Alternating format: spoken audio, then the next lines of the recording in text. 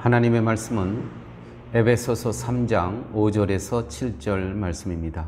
이제 그의 거룩한 사도들과 선지자들에게 성령으로 나타내신 것 같이 다른 세대에서는 사람의 아들들에게 알리지 아니하였으니 이는 이방인들이 복음으로 말미암아 그리스도 예수 안에서 함께 상속자가 되고 함께 지체가 되고 함께 약속에 참여하는 자가 됨이라. 이 복음을 위하여 그의 능력이 역사하시는 대로 내게 주신 하나님의 은혜의 선물을 따라 내가 일꾼이 되었노라. 아멘. 오늘 본문 가운데 사도들과 선지자들에게 성령으로 나타내신 것 같이 다른 세대에서는 사람의 아들들에게 알리지 아니하셨다라는 이 본문.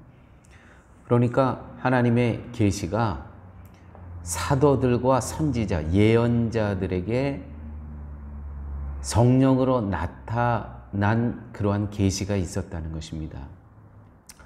그래서 오늘 이 본문의 이 직임, 사도들 또 선지자 혹은 예언자, 이 직임이, 이 직책이 아직도 우리가 살고 있는 이 시대에 이 직임이 있는가, 이 직책이, 이것을 질문을 아니할 수 없죠.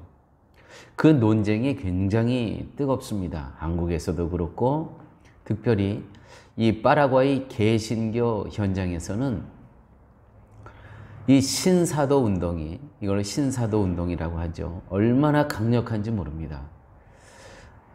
자신을 사도 또는 예언자, 프로페타, 이렇게 자기 그 명함에다가 이거를 인쇄해갖고 나눠주는 그러한 사도와 선지자들을 자주 보게 됩니다. 저는 특별히 교회 지도자 세미나를 하는 입장에서 이런 분들을 자주 만나곤 합니다. 그런데 참 재미있는 게 사도가, 목사가 하는 세미나에 와서 배웁니다. 이게 겸손일까요? 그런데 와서 자기가 사도라고 하는 그 태도는 아주 글쎄 교만하다고 할까요? 나는 너 위에 있다라는 그런 태도가 있습니다. 교회 여러분, 제가 미리 말씀드리지만 사도나 예언자, 이 직임, 직책들은 아직 성경이 완성되지 않았을 때에 있었던 직책들입니다. 사도 바울, 사도 바울이지, 사도죠. 그런데 그 당시에는 아직 성경이 완성되지 않았던 때입니다. 예언자, 당시에 있었습니다. 사도나 예언자들을 통해서 특별히 성령의 계시가 있었던 때입니다. 필요했었습니다. 그러나 성경이 다 완성된 이후에는 더 필요가 없게 되었다는 것이죠. 그 직책이. 그런 의미에서 더 이상 그 직책은 이 시대에 필요하지 않다는 것이 오늘 먼저 결론을 말씀드리고 이제 말씀을 계속 보도록 하겠습니다. 여러분, 오늘은 좀 이 시간을 따로 구분해서 이 파라과이에 얼마나 이 신사도 운동이 얼마나 강력한지 모릅니다. 아마 한국에는 좀 지나간 것 같은데 여기서는 정말 이렇게 꽃이 피운다고 할까요? 많은 사람들이 또 그쪽으로 가고 또 많은 사람들이 현혹돼서 스스로 사도라고 하고 스스로 예언자라고 합니다. 왜 문제인가요? 신사도 운동은 모든 교단마다, 한국에 있는 교단들이 참여를 금하는 결의까지 하면서 성도들에게 주의를 주는 이유는 무엇일까요? 첫 번째 문제로 꼽는 것은 사도라는 직분, 이 예언자라는 이 직분입니다. 명칭이 신사도 운동인 것에서 알 수 있는 것처럼 현 시대에 새로운 사도가 존재한다는 것입니다. 신사도 운동. 이 문제가 임명자도 없이 스스로 사도라는 겁니다. 어떤 자격도 없고 인준기관의 역사성도 없습니다. 피터 와그너라는 사람이 1990년대에 이 교회 내의 사도의 은사와 직임이 인정돼야 된다고 말하기 시작했습니다. 대부분 전문가들은 1세기의 사도 직분이 현재의 특정인들에게 주어진다는 것은 비성경적이라고 입을 모으고 있습니다. 사도 혹은 예언자, 이 직분이 현재에도 존재한다는 주장은 여러 교단이 신사도 운동을 금하는 그 결의의 이유 중에 하나인 것이죠. 뭐냐면 이 당시는 사도나 예언자들의 직책이 있었던 이 당시는 아직 성경이 완성되지 않았다는 것입니다. 그래서 필요했던 것입니다. 어떤 특별한 사람에게 그 성령의 역사가 나타났던, 계시가 있었던 그러한 적들이 있었습니다.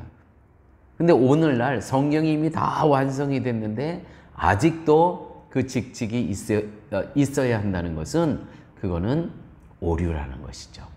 잘못되었다는 것입니다. 두 번째, 신사도 운동이 잘못된 것은 극단적인 신비주의 현상이 얼마나 강력한지 모릅니다. 제가 있는 이 성교원에서 사랑의 교회까지 이렇게 오고 가는 길 그 중간쯤에 이 신사도 운동을 하는 교회가 있습니다. 매어 터집니다. 매어 터져요. 이 주차 공간이 없어가지고요. 차들 쭉 길에 서 있고 또 또 주차 공간을 하나 임대를 해갖고 사용하고 있는데 참 어마어마합니다. 이 사람들은 직통계시, 이 사도라는 사람들은 직통계시를 받는다는 것입니다. 이 카리스마가 대단하죠. 그렇기 때문에 예언을 합니다.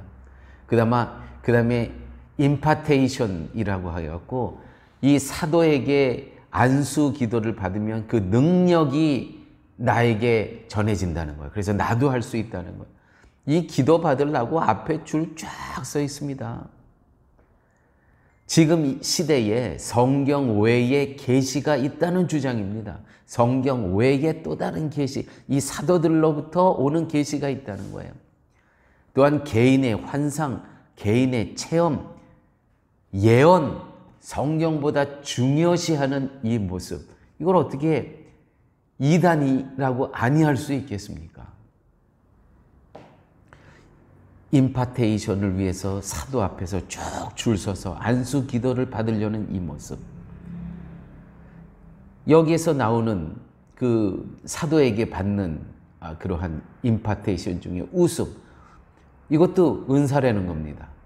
이거 성령의 은사로 지금 막 웃음이 막 터지는 겁니다. 또한 쓰러짐, 또 진동을 느끼기도 하며, 금가루, 금이빨, 여기 한동안 이 파라과이 이 남미에서 금이빨, 태어나면서부터 이 금이빨을 심어 갖고 나는 겁니다. 이렇게 성경에 나오지 않는 현상들을 성령의 역사라고 주장합니다. 신사도 운동에서.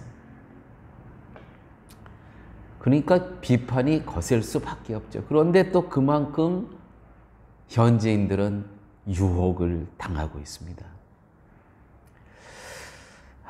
제2의 사도시대를 주장하는 이 신사도 운동은 비성경적이라는 비판을 받고 있는 것은 너무나 당연합니다.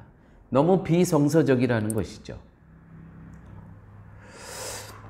현재 여러 교단에서 참여 금지 등 주의를 요구하고 있으며 여러 신비적인 현상에 대해서도 우려를 표하고 있습니다. 오늘 마지막 절 말씀입니다. 이방인들이 복음으로 말미암아, 우리도 이방인이었습니다. 복음으로 말미암아 그리스도 예수 안에서 함께 상속자가 되고 하나님 우편에 앉아 계신 그 그리스도만이 상속자였습니다. 하나님의 능력과 또 이 모든 세상을 통치할 수 있는 그 권능에 있어서 예수 그리스도만이 상속자였는데, 그 예수 그리스도의 십자가의 은혜를 믿고 고백하는 자들은 하나님께서 의롭다 여겨주셔서 상속자가 함께 되었다는 것입니다. 그리스도와 함께 이방인인 우리들에게 지금 누리는 이 복음의 능력입니다. 또한 함께 지체가 되고 그리스도와 함께, 그리스도께서 몸된 이 교회에 그리스도와 함께 우리가 지체가 된다는 것이죠. 손이 되고 발이 되고, 또 함께 약속에 참여하는 자가 됩니다. 약속에 참여하는 자, 영생을 누리는 그 하늘나라의 백성으로 참여하게 된다는 것이고, 하나님의 뜻대로 이루어지는 이 땅에서 우리가 동역자로, 하나님의 도구로 쓰임받으며 살아갈 수 있게 되었다는 것. 이 복음을 위하여 그의 능력이 역사하시는 대로 내게 주신 하나님의 은혜의 선물을 따라 내가 일꾼이 되었노라. 은혜의 선물을 따라. 이 은혜의 선물이 무엇입니까? 은혜의 선물 다른 거 아니에요. 예수 그리스도의 십자가의 은혜로 내가 의롭다 여겨주신 이것이 하나님의 은혜의 선물임을 알기 때문에 내가 일꾼이 되었노라. 자원해서 하나님 나라에, 하나님의 교회에서, 선교의 현장에서 복음의 일꾼이 되었노라. 이 사도 바울의 고백이 우리의 고백이 되기를 바랍니다. 아버지 하나님 감사합니다. 주신 말씀, 오직 우리에게는 하나님의 은혜의 선물 예수 그리스도의 십자가의 은혜만이 우리를 하나님의 자녀 삼아 주시고, 또 미래에 하나님의 상속자를 저희들 삼아 주시고, 이 땅에서 살아가면서 그분의 아들 되고 그분의 제자 되고 그분의 상속자로 엄청난 복을 누리며 살아갈 수 있는 이 은혜를 망각하며 살아가지 않는 저희들의 삶 되게 하여 주옵소서. 예수님 이름으로 기도드렸습니다. 아멘.